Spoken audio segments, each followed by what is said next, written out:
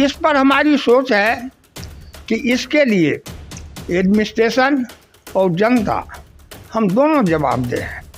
जनता का cooperation administration को नहीं मिलता है, इस वजह से क्राइम में बढ़ोतरी हो रहा है। 2024 में लोकसभा का चुनाव होगा।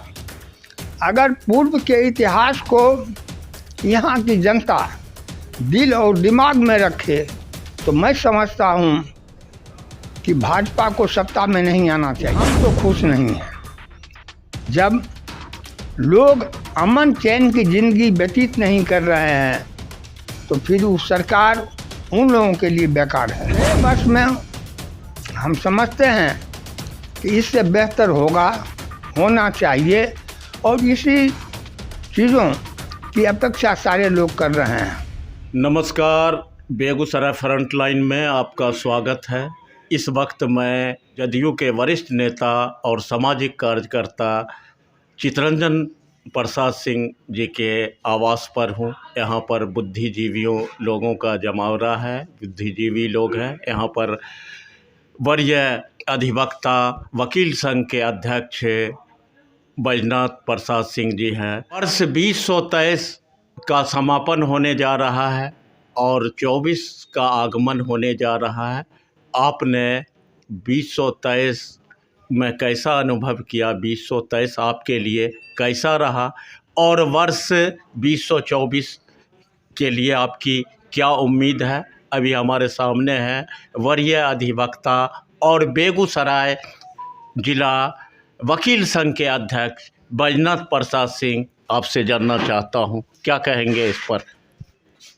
देखिए, 2023 हम लोगों के लिए शुभ भी रहा और अशुभ भी रहा।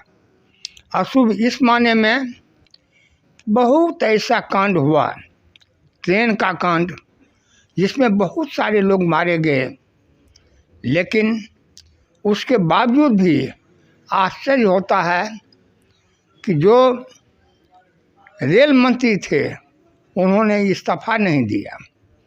इतिहास साक्षी है कि कांग्रेस के रिजिम में जब इस तरह की घटना हुआ करता था तो नैतिक दायित्व को निर्वहन के लिए जो रेल मंत्री थे वो इस्तीफा दे दिया करते थे।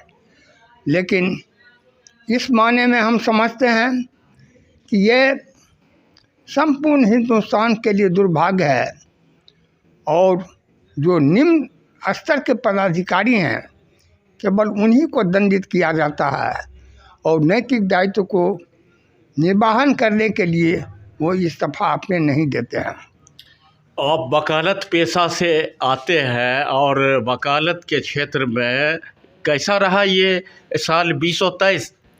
हम तो समझते हैं कि वकालत के क्षेत्र में जो पूर्व वर्षों की भांति इस वर्ष भी जो जुडिशियल सिस्टम का निर्वहन करना चाहिए वो निर्वहन हो रहा है, उसमें कोई कमी नहीं है।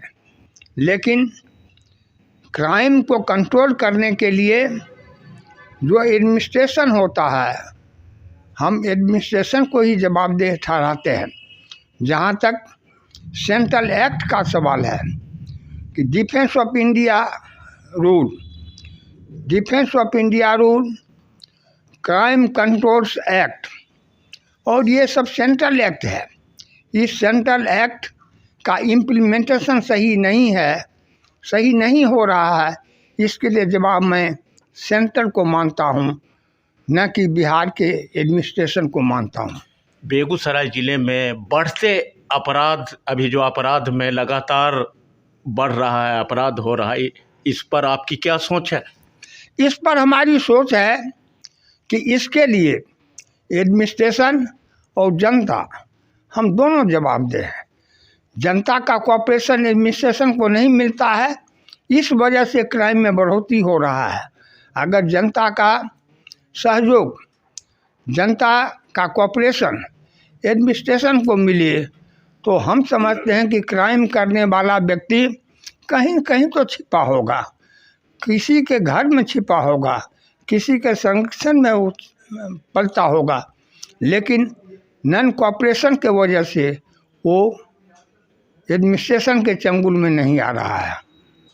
2024 लोकसभा का चुनाव होगा, इस चुनाव को आप किस रूप में देखेंगे? 2024 में लोकसभा का चुनाव होगा।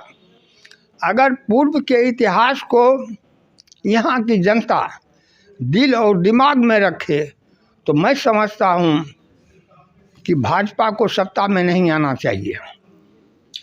भाजपा नीति सरकार से आप कितना खुश हैं? हम तो पूछिए कि हम तो खुश नहीं हैं।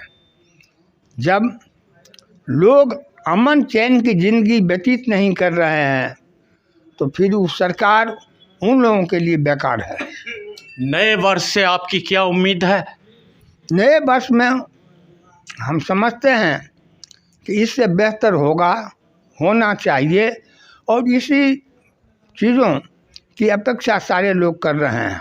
अब ऐसे प्रभु की इच्छा और जो सत्ता में बैठेंगे उनके काम काज के ऊपर डिपेंड करता है।